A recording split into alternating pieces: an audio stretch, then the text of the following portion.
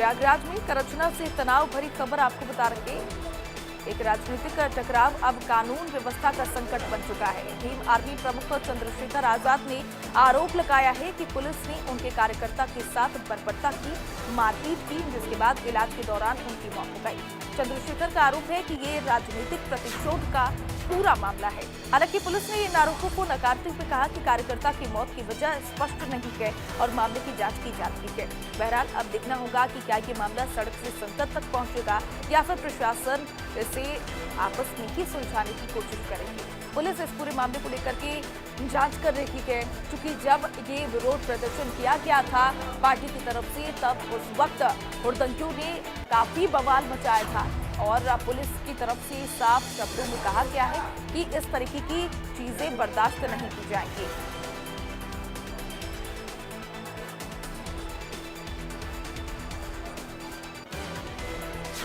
अमित श्रीवास्तव हमारे साथ बन चुके हैं इस खबर पर ज्यादा जानकारी के साथ। अमित, आपका रुख करना चाहूंगी, पूरे मामले को लेकर के विस्तार पूर्वक जानकारी दे कि क्या कुछ अपडेट अभी तक सामने आया। बिल्कुल, देखिए कचरा में जिस तरह से भीम आर्मी के उपद्रवियों द्वारा उपद्रव किया गया, जमकर उत्पात मचाया गया, आगजनी, तोड़फोड़, तमाम तरह की घटनाएं, उसके बाद से पुलिस का एक्शन लगातार इस पूरे मामले को जारी है। अब तक करीबन 75 से ज्यादा लोग गिरफ्तार करके जेल भेज दिए हैं।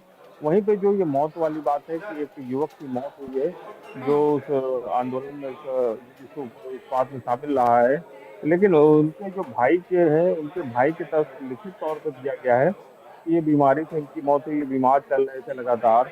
तो साफ तौर है कि लगातार जिस तरह से आरोप प्रत्यारोप का दौर जारी है, तो उसमें अब राजनीति अब हावी हो रही है, क्योंकि चंद्रशेखर रावण जो है वो अपनी राजनीति जमीन तलाशने में जुटे हुए हैं इसी बहाने, क्योंकि बसपा का जिस तरह से जनाधार खत्म हुआ, पब्लिक उनसे एकदम नाराज हो गई और उनसे एकदम दूर हो गई। उसी का फायदा ये उठाना चाहते हैं, क्योंकि वो वोट बैंक पे सबकी निगाहें हैं। हर एक पार्टी, चाहे समाजवादी पार्टी, चाहे भारतीय जनता पार्टी हो, चाहे अब भीम आर्मी हो, ये साफ तौर पे इनकी यही है कि इस वोट बैंक को साधा जाए। इसी के तहत ये पूरी राजनीति लगातार प्रयागराज में अब जारी है। हो सकता है इसको लेके अब चंद्रशेखर रावण संसद में भी मामले को उठाए और विधानसभा में तमाम जगहों पे इसको अब मुद्दा बनाने की अब कोशिश करेंगे, क्योंकि इसी बहाने उनकी राजनीति जो है वो चमक सकती है और आने वाला जो पंचायत चुनाव है या विधानसभा चुनाव, उसमें इसका कुछ लाभ मिल बिल्कुल सके, बिल्कुल तो अमित, और इसीलिए कह अब सकते हैं राजनीति कि चल रही है। तमाम पार्टियां कोशिश में जुटी हुई है, इस मुद्दे को भुनाने की कोशिश की जा रही है, संसद में इस मुद्दे को उठाया जाएगा ताकि इस मुद्दे पर अपनी राजनीतिक रोटियां जो हैं वो पार्टी सेक सके। लेकिन फिलहाल एक और चीज समझना चाहूंगी, क्योंकि पुलिस की तरफ से और हमारे सीएम योगी आदित्यनाथ की तरफ से साफ तौर पर कहा गया है कि इन चीजों को बर्दाश्त किसी भी सूरत हाल में नहीं किया जाएगा। उन्होंने साफ शब्दों में कहा है कि अगर कोई भी कानून को अपने हाथ में लेने की कोशिश करेगा तो उस पर कार्रवाई की जाएगी, और बखूबी देखा भी वही जा रखा। पुलिस लगातार गिरफ्तारियां कर रही है। अब तक इस पूरे मामले को लेकर के कितनी गिरफ्तारियां की जा चुकी हैं? जी बिल्कुल, इस पूरे घटना का बिल्कुल मुख्यमंत्री योगी आदित्यनाथ ने स्वयं संज्ञान लिया था। उन्होंने साफ निर्देश दिया था कि जो भी कानून को हाथ में ले रहा है उसके खिलाफ सख्त से सख्त कार्रवाई की जाए और ऐसी सजा दी जाए जिससे इनकी आने वाली साथ से भी इस तरह से उत्पात न मचा सके। उसी क्रम में लगातार जो गिरफ्तारियों का दौर है वो जारी है। जी। करीबन 75 से ज्यादा लोग अब तक गिरफ्तार करके इसमें जेल भेजे जा चुके हैं।